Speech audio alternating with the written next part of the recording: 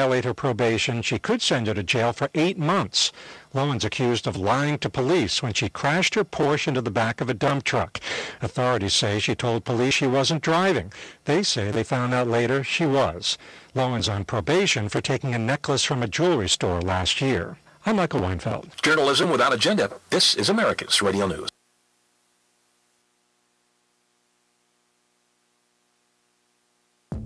Here's some great news from Tom Trento, host of the daily WNN Trento Vision Show. Due to the unparalleled success of the Trento Vision Show, you now have an amazing opportunity to advertise on the Trento Vision Show. If you want more information about this excellent opportunity for your business, please contact Tom Trento at 561-319-5533, or you can email him, tom@trentovision.tv. The opinions expressed on the following sponsored program are strictly those of the host, guests, and callers, and not necessarily those of the station, its staff, management, or sponsors. Welcome to Trento Vision, where bad ideas get pulverized and the truth will set you free. Trento Vision is hosted by Tom Trento. Tom can be reached at 561-319-5533 or tom@trentovision.tv. Listen and watch every weekday from 3 to 6 p.m. on AM 1470 WNN and trentovision.tv. Now, let's get a peek at Tom's view of the world. Here's Tom Trento. Is this thing on? Am I on? Is this working? I can't hear anything. I can't see anything. We got a new engineer in there or what? What's going on? Yeah. Nothing's working. I got static. I got lightning. Yeah. I got thunder noises. Check one. We got a new guy at the controls. Easy now. The Duff Meister. Easy now. Ooh. Yes. He can shut us down. He can shut us down. Yeah. But I know what kind of cookies he likes. Yes. No more. He's no, he gets them for Christmas. Oh, okay. But he's. I'm jealous of the weight he's losing, so I'm following him. You know, I mean, it's good. Two of us trying. So I'm trying to. Hi, Rabbi. How are you? Hi, Tom. How you doing? Good. We're here with Rabbi Eli Kavon. Kavon, a couple of different ways to pronounce it. Kavon or Kavon. Yes. Kavon in English, Kavon in Hebrew. There you go. Okay, so I did pronounce it. Yeah. And if it seems quieter and less chaotic in here, there's a reason. Yes. Yes. Mark's not here right now. The disembodied voice is truly disembodied from the room. He went out to buy some parts, some spare parts to keep the show on the road. Good afternoon, folks. 7 minutes past 4 o'clock in beautiful Boca Raton, Florida. Tom Trento, your host on TrentoVision.tv. That's the simulcast, the video side. And for all of you out there, you can go to TrentoVision.tv. After the show is done, we archive them immediately, and you can watch and listen and send them to your friends and do whatever you want with them. We are on 3 hours a day, 3 o'clock to 6 o'clock, for your viewing and your audio extravaganza pleasure. We deal with national security issues, foreign policy, domestic policy, issues about this administration, Islamic jihad, all the hard stuff to understand, but we do it in such a way as you get it and you have a little bit of fun understanding it too. That's what we're all about. We want you to start the day watching our, actually you can't watch them, you can only watch us. You can't watch Steve and Brian. No. But they're pretty cute. They are cute guys. Yeah. Brian and Steve, Brian Craig and Steve Kane. 6 o'clock in the morning, they're crazy. They got to get up like 3 o'clock, you know. No, they don't go to sleep. Oh, man. 6 to 9 o'clock, they start the day, cleansing your mind, and then you get all this crazy stuff in between, but at 3 o'clock, we're here to help straighten your life out. That's what we're all about. And to do that, we bring a rabbi on because that's what we need. We need good direction from a good rabbi. Good to see you. You were here last week. Yes. We enjoyed you being with us. We talked about several issues. And, oh, look, your name's going up there, too. Yeah. Let's see if you got it right. Yeah, I think so. Looks good. Yeah. Rabbi, what does rabbi mean? I know, but I'm asking the question for the Rav, it's from the Hebrew word Rav. or Rabbi, my Rav. A little closer. Rav is a master or a teacher, and the class of scribes and teachers emerged as rabbis about 2,000 years ago. Before there were rabbis, there were scribes. There was a group called the Pharisees, who believed in the idea of a written law and an oral law coming down to Moses at Sinai, and they are the forerunners of mostly men who basically were able to continue Judaism after the destruction of the Second Temple by the Romans in the year 70. There's the Sadducees, too. Who were those guys? The Sadducees were aristocrats and priests when the temple was still standing. They only accepted a written law.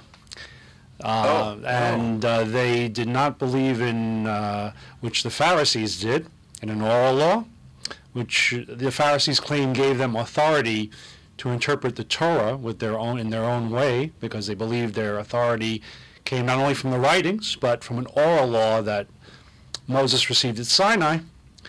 But the Sadducees relied only on the written text alone, and they were mostly aristocrats and priests, and they didn't have as popular a following as the Pharisees. And then you have the Essenes, the Dead Sea Scroll people. You have the Zealots, who led the rebellion against the Romans in the year 66 to 70, which ended in the destruction of the Second Temple, the encirclement and destruction of Masada a few years later. And you're going to be teaching on all of this, and we'll get into some of that in a minute. But back to the Sadducees for a minute. Am I correct? The Pharisees believed in an afterlife. Yes. And the Sadducees did not. You know how I remember that? I remember that from my theological training. The Sadducees did not believe in an afterlife, and they were sad, you see. Also, resurrection of the dead. And the resurrection of the dead was Pharisee belief, which the Sadducees claimed wasn't in the Torah, the 5 books of Moses itself, as was immortality of the soul. Pharisees believed in the immortality of something that was spiritual but couldn't be destroyed with the death of the body. The Sadducees claimed it wasn't in the 5 books of Moses, therefore it was not Jewish. Not kosher. Not kosher. All right, so we have the 5 books, the first 5 books, the Pentateuch. The Pentateuch, yeah. And that's called Torah? That's Torah. All right, so when somebody says Torah, that's only referring to the first 5 books? No. Okay, go ahead. Okay, I'll tell you. Torah can mean either the 5 books of Moses, but you know what? In terms of Jewish history and in terms of rabbinic lingo, Torah meant everything. It meant the Torah, all teachings in rabbinic Judaism, the Torah, the Talmud, the codes of law. It's called Torah. It's not the 5 books of Moses. It comes afterwards in time, sometimes 2,000 years later, but it's called Torah. And what does the word mean, Torah? It means teaching. It doesn't mean law. The idea of law was the Septuagint, the Greek translation of the 2nd century BCE in Alexandria. They translated into nomos in Greek, which is law, but Torah really means teaching. So this sort of idea that Judaism is solely a religion of cold, heartless law is based on the Septuagint, which was the Greek translation through which pagans who became Christian were able to read the Old Testament, so to speak. Couldn't read the original Hebrew, so they read it in the Greek, and the Greek it was nomos, it was law. Okay.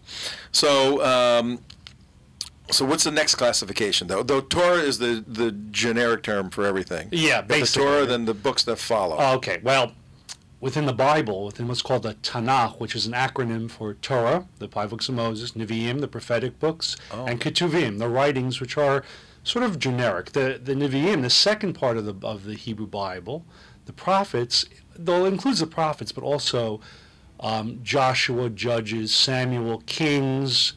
It runs from Joshua's conquests of Canaan after the death of Moses all the way to the Babylonian, beyond that, to the return from the Babylonian exile under Ezra and Nehemiah. So then you have the writings, which are generic. It includes the wisdom writings, Job, Song of Songs, Ecclesiastes, Proverbs, Book of Ruth, Book of Esther. It's Daniel, which is not classical prophecy, but which is apocalyptic prophecy. The only example of apocalyptic prophecy in the Bible is in Daniel, which is in the writings, not in the prophets. Welcome to the Torah Hour here on Trento Vision. My problem is I can talk about this all day long. Okay. That's good, but let's go to Daniel for a minute. You called it an apocalyptic prophetic book. Yeah. So in the three schools of Judaism, Reform, Conservative, and Orthodox. Was that a good term, Orthodox? Yeah. Okay. Those three schools, I want to define those for people too, because people are confused about these issues. On the apocalyptic prophetic end of Daniel, which school looks at that and reads it as future prophecy?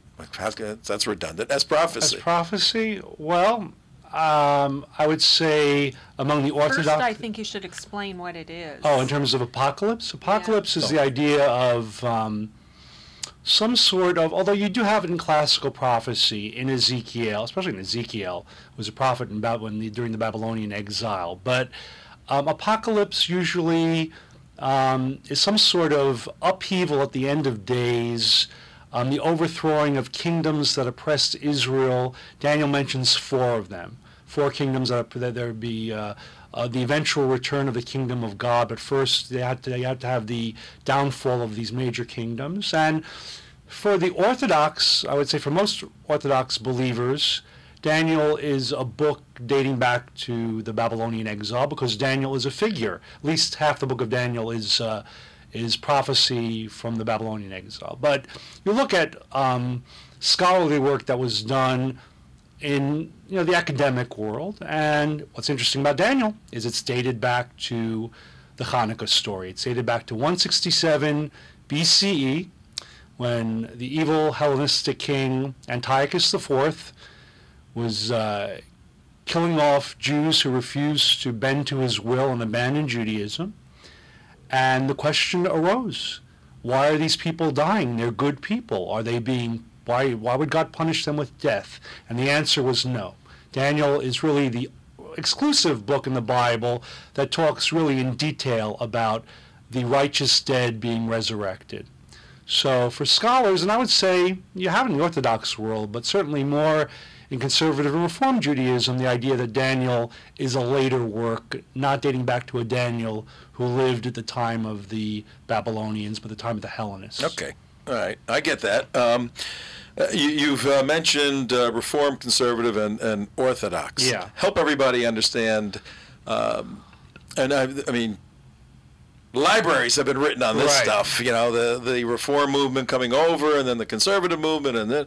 But a quick Reader's Digest synopsis for the viewers to understand this. There's because from the Goyim perspective, people go, well, he's a Jew. How come he believes that? And there's different schools. Explain that. And that's same thing in the Christian world. 200 words or less. Okay, Tell CJ, I'll try. Be general yet specific at the same time. We got the same craziness in the Christian world. Believe me. Okay, I'll try. It's very hard, but. All 3 of these movements are responses to changes in Jewish life. Really the political upheavals of, especially revolution in Europe, more so than the American Revolution. So I'll give you an example. Reform was a response to... That's just the train that's going to knock over the building. You hear it? Yeah, I do. Reform is a response, in my mind, to the granting of citizenship. And what the French revolutionaries said was, everything to the Jews as individuals, nothing to the Jews as a nation. Because even without a homeland... What year was this now? This is in 1790. Okay. 1789, 1790, 1790. So Jews are in the diaspora. They're all over the place. They're all over the place, but this is in France. And, the Reform movement really begins in Germany a little bit later. But, of course, the big question for Reform Judaism was, well, if Germany is your fatherland because you're a citizen, or France... What do you do with the Messiah? Right. What do you do with the return to Israel?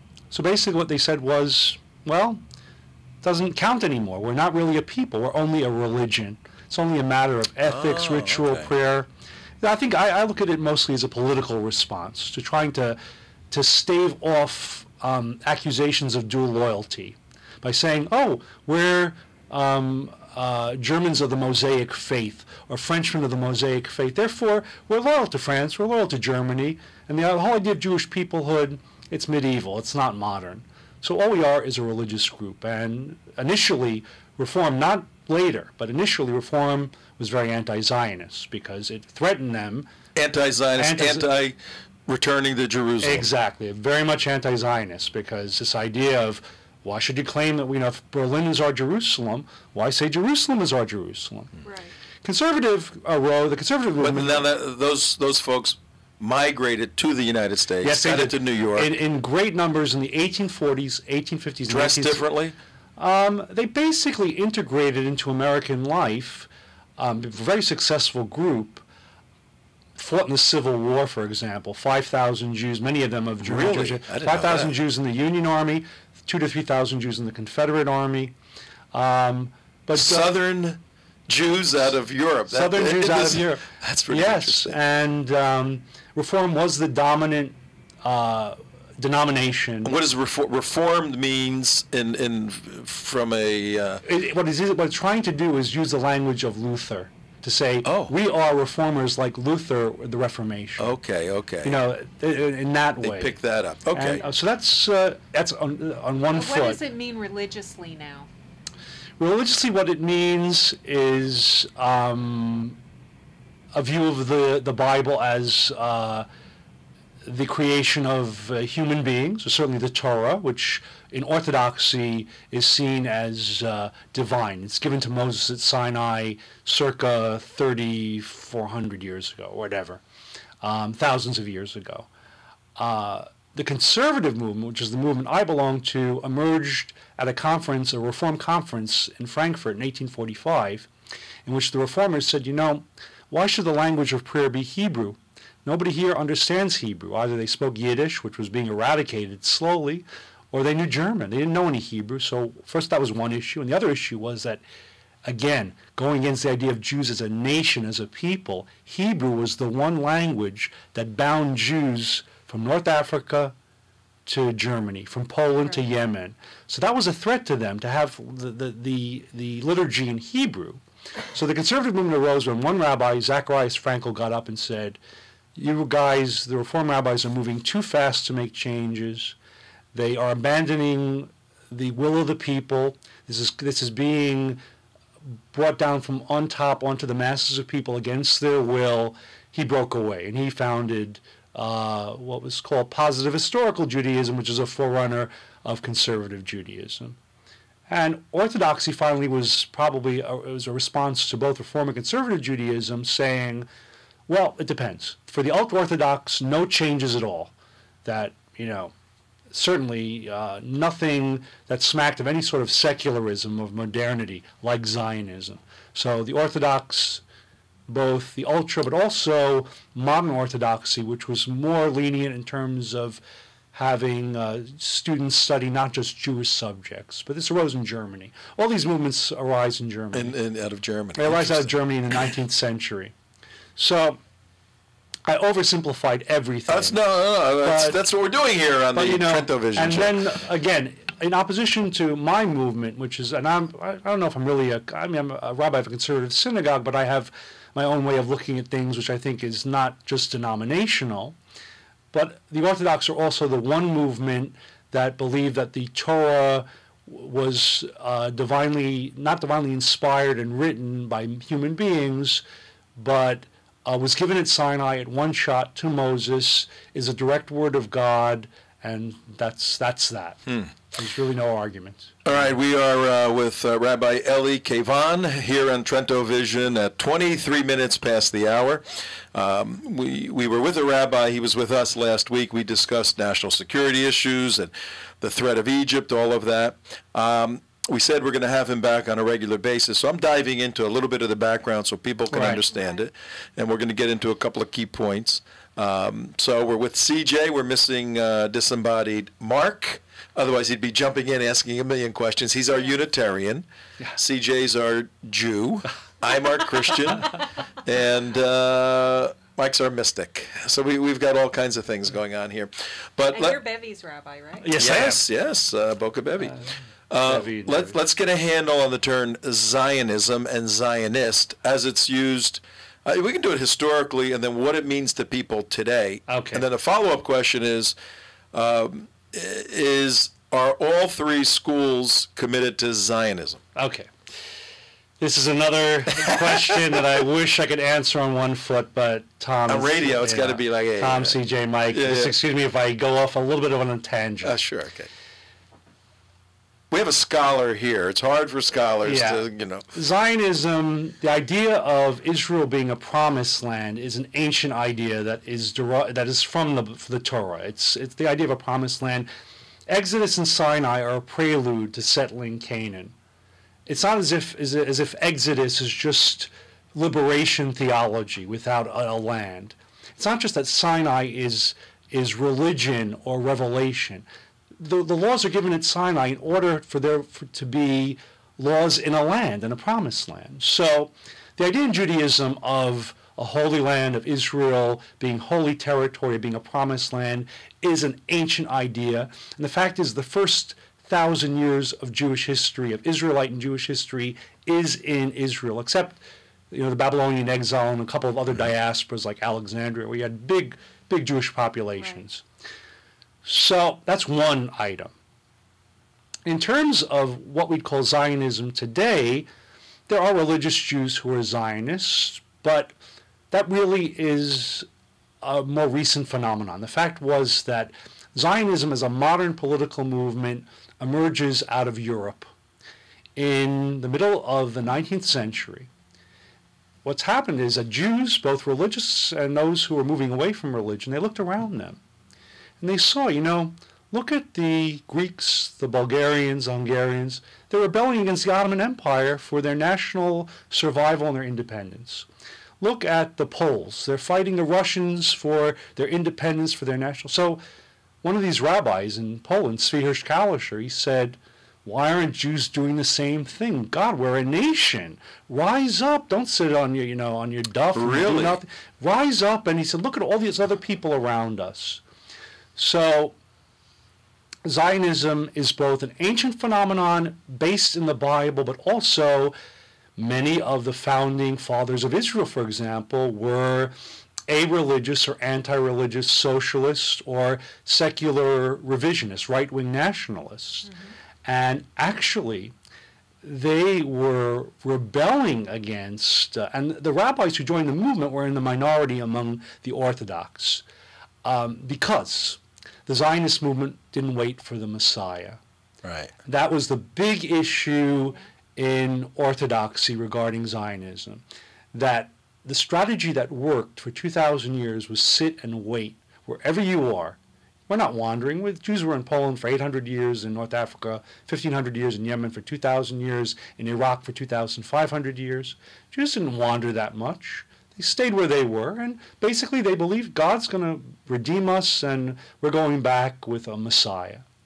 The Zionists said, well... We're going back with the Messiah would find the Jews where they are and God, bring them back? In some sort of way that I think people believe supernaturally, God would find a Messiah, a descendant of King David who would lead the Jews back, would build the third temple, would restore sovereignty, Jewish sovereignty to the land of Israel, and would bring universal recognition of the God of Israel as the one God.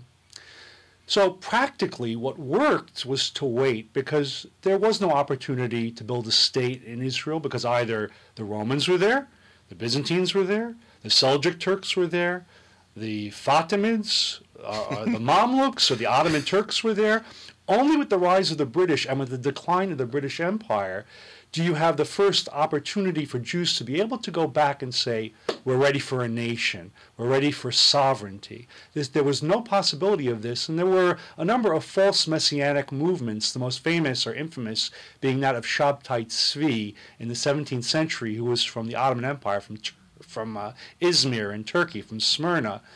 And what happened, he said to the Sultan, he said, I'm taking over, I'm kicking you out.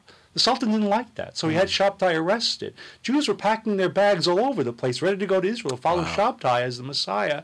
The Sultan arrested him and said, either you convert to Islam or I behead you. and Shabtai chose to convert to Islam. And that movement was destroyed, and Jews were disillusioned, demoralized. There was nowhere to go. So the idea of waiting seemed like a good idea. But by the 19th century, with Tsarist pogroms, and of course, with the rise of Nazi Germany, and then Stalinist totalitarianism and the suppression of Jewish culture in the Soviet Union, the decay set in, and Jews realized Europe was not a tenable place to stay. You've got to get out of there. The fact was that in the 1860s, Moses Hess, who was a communist, a founder of communism and one of the pals with Marx and Engels, and they didn't like him for this, Marx and Engels. He wrote a book in 1862 saying, Jews, get out of Germany because things are going to be bad. No matter what you do. 1862. Wow. He said, you can have a surgery on your nose, you can dye your hair and become blonde. It's not going to help you. Right. The anti-Semitism in Germany is going to destroy you. Get out. He said, found a state. He also believed that in terms of statehood, that different Arab nationalities should found their own states as well, which actually happened. But he went against the grain because the communists said no nationalism. Nationalism is reactionary. Hess said no. Hess said nationalism is liberating. And the one thing I would tell all your listeners and your viewers is that Zionism is inherently an anti-imperialist movement, patterned after the Poles fighting the Russian Empire, the Greeks and the Hungarians and the Bulgarians fighting the Ottoman Empire. This was at heart an anti-imperialist movement, and all of these college professors and pundits who call Zionism imperialism are totally skewing history, because the roots of the Zionist movement in Europe is inherently anti-imperialist.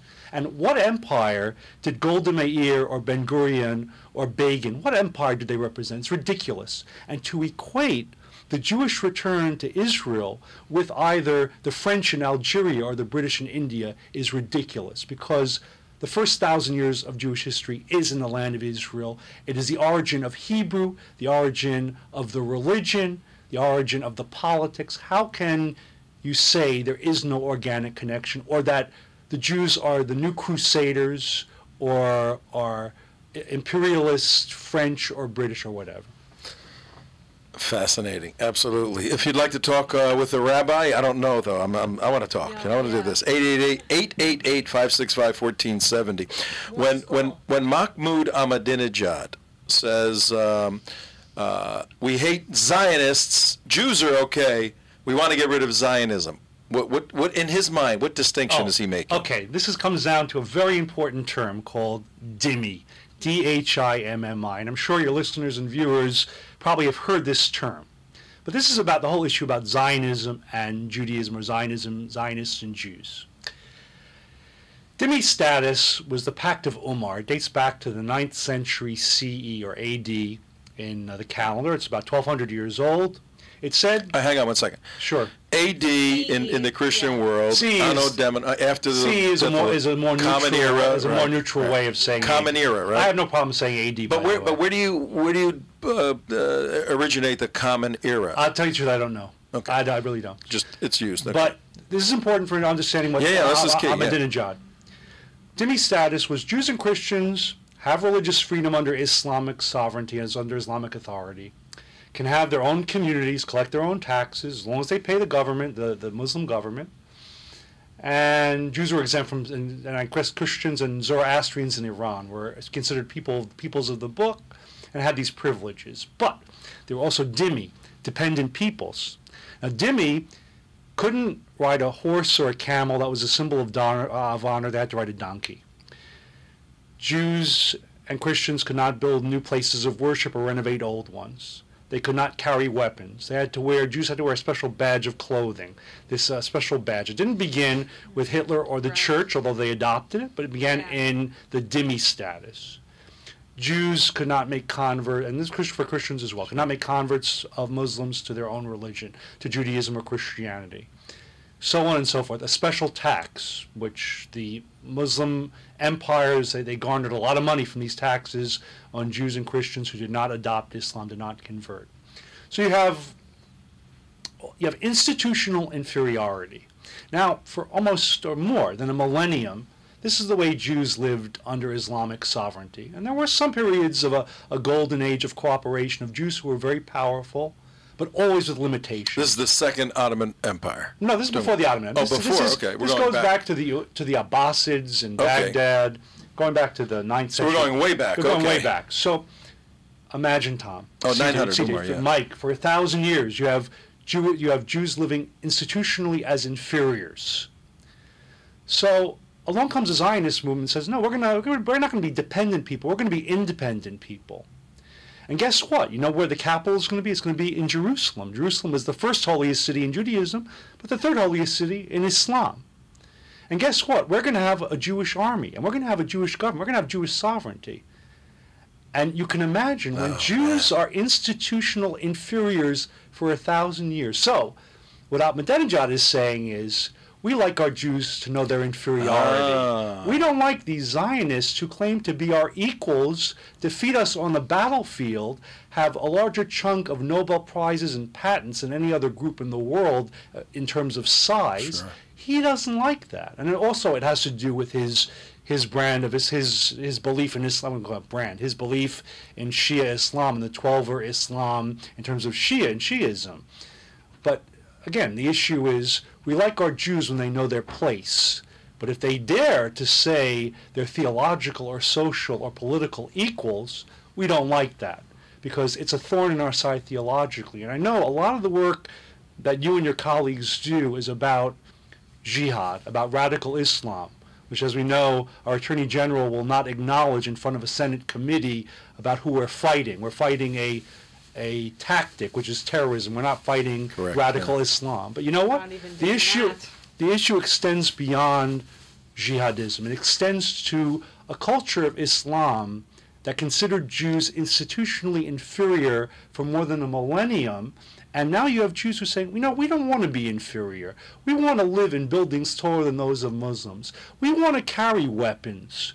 We want to be able to make converts to Judaism. There's nothing wrong with having some sort of equality. Well, go ahead, finish. I got a question. But Ahmadinejad, he has 25,000 Jews in Iran. They know their place. And they know that despite all the propaganda about, Jews are living well under Islam, they have freedom of religion. Freedom of religion extends to freedom of knowing your place in the traditional Muslim hierarchy of where Jews and Christians live. And this is despite the fact that there were some very powerful Jews in the Islamic world, but their power, and I can tell you one person, but the power was limited. There were always that proviso, as long as you know who you are in our world. The critically important point. You said the Jews had a sort of a cultural adaptation to being a second class, a dhimmi. Yes, and Ahmadinejad is seeing and defining that when he uses the term, we're against Zionism, but Jews are okay. He wants the Jews being second class. Is that something that occurred culturally, environmentally, or is it a doctrinal understanding of Islam? Yeah, is it a doctrinal understanding of Islam, and regardless of what develops in the culture, the doctrine is precedent? It's a combination. It's both a social status and it's also enshrined in religious institutions. It's the best way I can describe it. I mean, there are parallels, obviously, in the Christian world as well, where it was different. It wasn't institutionalized in terms of centralized religion or a caliphate, but Jews were granted, in the Christian world, were granted charters, which granted economic rights, religious freedom. What bothers me is that you hear often, well, Jews lived better in the Islamic world than in the Christian world. And there was all this harmony in the convivencia, or whatever however it's called. And it was wonderful. And it was only with the coming of Zionism that it broke down this wonderful harmony between Jews, Muslims, Kumbaya, The reality is that externally, both in the Christian and Muslim world, Jews were inferiors for theological reasons, social. But I want to tell you all that Jews, and the listeners and viewers, that Jews themselves wanted to live apart. So the arrangement worked out pretty well. I mean, even with the second class and the inferiority. But, I'll give you an example. There was the Prime Minister of Granada in the 11th century, Samuel. He was Jewish. He led Muslim armies out to battle for 20 years. He was a Jew leading Muslim against other kingdoms in southern Spain. Granada was a Berber kingdom from North Africa. They fought the Arab kingdom of Seville. Fellow Muslim kingdom, but different ethnicity. He dies in 1056. His son takes over. His Jewish son takes over as prime minister and leader of the Jewish community. 10 years later, he's assassinated on a Friday night in December of 1066. The next morning, the Arabs and the Berbers, the Muslims, come into the Jewish quarter before prayers on Saturday morning. They take the Jews out of their synagogue and basically behead the Jewish men, rape the women. So, yes, there was a point where you had a very powerful Jewish man, but the power was always conditional. And it could end immediately. It could end after 10 years of a Jewish prime minister. You could have a pogrom in the Jewish community.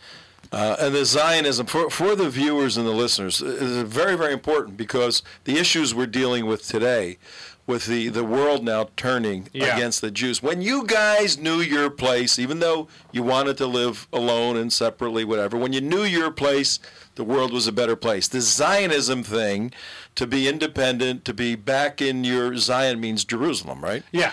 To have Jerusalem as the capital, to be reconstituted, to actually carry arms, to conduct in a free and fair way your life, and to understand liberty and freedom.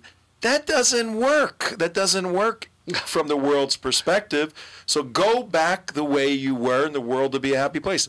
That, sadly, is a view that I think our president holds, But, Mark, you had a thought? Yeah, I just wanted to accentuate what the rabbi's been saying. I mean, out of the reliance of the traveler, the rules are clearly spelled out, and this is Sharia. And for all of you who don't know, Sharia, it's actually incorrect to say Sharia law because Sharia is Islamic law, Islam. It's actually called the Sharia. And here are the rules, the laws under Islam that a Jew must follow. He goes, they are distinguished from Muslims in dress, wearing a wide cloth or belt, the zunar, like you said, are not greeted as with assalamu alaikum, okay? Must keep to the side of the street, okay? That means you can't walk down the same side as the Muslim does. You gotta move over, yeah. Okay? May not build higher than the highest than any Muslim building. Are forbidden to openly display wine or pork, including. Well, that's no problem for the Jews, but no, wine may be a problem. But are forbidden to build new synagogues in the thing, and they cannot build in Mecca or Medina. So you're allowed to have a synagogue, but you're not allowed to build a new one. So you cannot grow. They want to put you in your place and let you know that you are a second-class citizen. I mean, it's the same policy Hitler adopted back in the 1930s initially, with the Star of David and everything else like that. He allowed them to be there, but had a very controlled thing until he actually wanted to go remove them and kill them. That was time. Yeah. 42 minutes after the hour, TrentoVision.tv, WNN 1470 on your dial. We are taking a walk through history with Rabbi Eli Kavon, who is at Beth Ami congregation here in Boca Raton. We've been there. We've heard you speak. You do a great job. You're teaching a scholarly session. You have a program. I need my glasses here. You're having a program in January 25, 26, 27, New Perspectives on the Ancient History of Israel. Let's see. King David and the Politics of Israeli Archaeology. I got to hear that one. The Mysteries of the Dead Sea Scrolls. Fascinating stuff. Masada, A Tale of Two Paradigms. Yavne and Masada, A Tale of Two Paradigms. And then Bar Kokhba, Zionist Hero or Failed Messiah. Oh. Yeah. No, this is going to be fascinating. If somebody wants, we got some time left for CJ's questions. She's writing over there. Rabbi, if somebody wants to get in touch with you, how do they do that? They can call the synagogue. I guess the best way is to call the synagogue rather, All right, go online.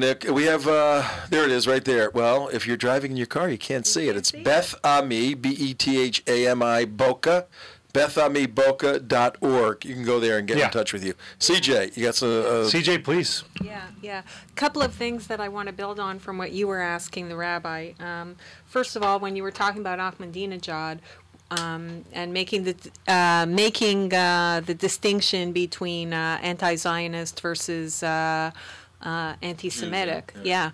In this country particularly, and in Europe, I think that anti-Semitism, anti-Zionism is really a code for anti-Semitism. It's the license to be anti-Semitic. I think that's what's taking place on college campuses all over this country. I think that is the movement in the Democrat Party, which is moving away from Israel and which has profound to me. Oh, you mean no God in the platform? Yeah, no God, no Jerusalem, none of that in the Democrat platform. And in fact, the majority of Jewish people in this country are actually Democrats, but they're Democrats who are reform and conservative members of Judaism. And so are they Zionists? I think they are moving away from Zionism. I think they are moving away from a spiritual connection to the land of Israel, which has been preceded really to me by a spiritual removal from themselves and God and the Jewish people. And I think that has taken place within the Reformed Jewish community and within the conservative community particularly. And that's why what we see in this country in terms of Jewish participation in Jewish life and where are the Jewish people coming from in this country, you're seeing increase in Orthodox Judaism and a decrease in membership in conservative and Reform Judaism. And I think also particularly in the conservative and Reform movements right now, they are leading the building bridges of peace with radical Islam in this country and the rest of the world and apologizing for it. And they're teaching it in the seminaries, this so-called palatial golden age of Judaism coexisting with the Muslims. Those are my comments. Yeah, let me, again, I'm a rabbi of a conservative synagogue. I don't know if I'd call myself a conservative rabbi, but I am a rabbi of a conservative synagogue. And there's no doubt about it. What's become the mantra of some of the seminaries coming out of conservative and reform movements is social justice has become a form, I would say, of idolatry. An extreme and exclusive focus on social justice, and I'd say politics and universalization. And what I mean is that that it's this goes back also to Germany in the 19th century. Sometimes Jews did contortions to try to prove their loyalty to the state in which they lived, and to deny the fact that they were a national group. And the fact was, again, Jews were a national group even when they were outside of Israel. And to give you an example of why there's so much discomfort today among American Jews, in the medieval period, a Jew from Yemen spoke Arabic, was heavily acculturated, Arabized, but that Jew had more in common with a Jew from the Holy Roman Empire, from Germany, who didn't spoke Yiddish and chanted the Torah in a different, it was the same Torah, but the Torah in a different music. There was a connection. Halakha, Jewish law, was the constitution in the absence of sovereignty in the land. The law was the constitution. Along comes modernity, and I'm not an enemy of modernity. I think there are many good things that came out of the modern world, but I'm very cautious about the ideal of emancipation and the idea that, well, because of our loyalty, and again, I'm a proud American. My father was a veteran, fought for this country in a great war against tyranny. But I don't feel I have to make an excuse for my Zionism. Why should I? This is a part of my history. You can't just abolish 2,000 years of what's in your biological and spiritual DNA. But I think for many American Jews, it's an issue where they're afraid, well, I'm going to be called an Israel firster, or I'm going to be called a dual loyalist. And, you know, it's not an issue of, I think it's more an issue of dual identity. It's not an issue of dual loyalty. But it's a combination, CJ, of many different factors. Of the fact that there are those Jews who like to think, well, it's wonderful to be a spiritual people who's spread abroad, but once you get to the nitty-gritty of politics and running and being responsible for yourself and for your people and for your country and having a police force and an army, things start to get a little bit messy. And you're going to have a six-day war in which, yes, you inherit 1 million Arabs in what they call Palestine, who are going to be under your jurisdiction and your rule. This is and you have to fight back sometimes. You have to kill other people in wars.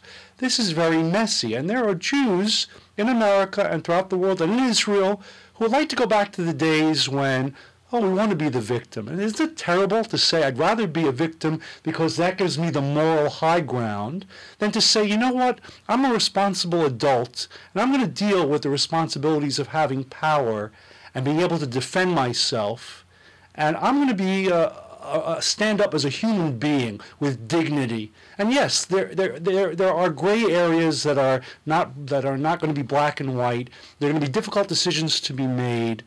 But that's a part of being an adult. If you want to be an eternal child, be the eternal victim who's being abused by the parent. And I think, unfortunately, CJ, there are a lot of Jews, and I don't know if it's just a matter of Reform Conservative or even the ultra-Orthodox community, not the modern Orthodox or religious Zionists, but in groups like Neturei Karta, the Satmar, where they want the old days, because in the old days, you didn't have the responsibility. You didn't have to deal with the messiness of politics and the dilemmas of being an adult. And I think part of Zionism is about adulthood. You take responsibility for yourself. You don't go on the dole. You don't ask the government to support you if you're going to have 10 children in a family. I mean, studying Torah is wonderful, but you take responsibility. You don't go out to the diaspora and say, we want to raise money because our people aren't policemen and doctors and firemen and engineers, but are studying Torah and need to be supported. No, self-reliance. You stand up for yourself as an adult and take care of yourself with all of the gray areas that are going to come into play. But that's what adulthood is about, and assuming responsibility. Pretty good, pretty good. Yeah, I think that's what it comes down to. Yes. And another way of looking at it is God, as I understand, we're using the term God, and there's a God. Yeah. As I understand, he chose the nation of Israel. That means all Jewish people for all time. And I don't know if he's unchosen them. So if he's chosen you, Jewish people listening, don't try to run away from that. You know, it's very difficult to run away from an omniscient, omnipresent God. He chose you for a reason, for a task. Don't unchoose yourself. Yeah, don't unchoose yourself. And here's a very important point that you brought up, and I just really want to hammer the point home. Yeah. Is that responsibility for your actions. We're constantly butting heads against groups that do not want to take responsibility for their actions, meaning they always have to blame somebody else for their problems or their Every Muslim group we ever every deal with, Muslim every group, single one. because it's like, oh, the Jews did It's it. the Jews' fault. Bush's fault. The most crazy But that's insane. what the nanny state is all about. The and also nanny that's where state says you're not responsible for yourself and we'll take care of you. And that's the whole point of the not taking responsibility for your actions. Getting to the ludicrous point where you had the Muslim terrorist group up in Russia, they attacked a school, and they say, well, why did you attack the school? Yeah. Well, we had to because, because the Jews were teaching over here, or America was this, or whatever. It's always somebody else's fault. It's never a responsibility for your actions. And that's an excellent point that you made.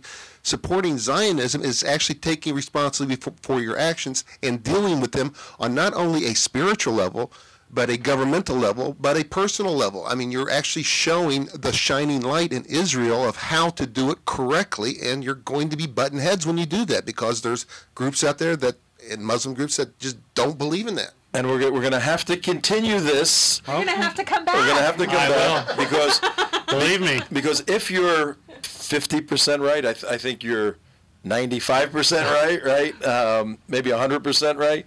But if you're 50% right, what does this mean going forward? Yeah. We have a nation now that just was engaged in a war. We have a nation that wants to build E1. The world's turning against that. We have a nation that said just a few months there's a red line that has to be dealt with. We have yesterday Lieberman spoke at Herzliya and simply said, guess what? He articulated your philosophy and said, we ain't going anywhere. We're defending ourselves. We're digging in. This is our land, and we're going to fight. Get used to it. And guess what? We're going to hurt you. I'm paraphrasing, but this is what he said. We're going to hurt you if you try to hurt us. So get used to it, world.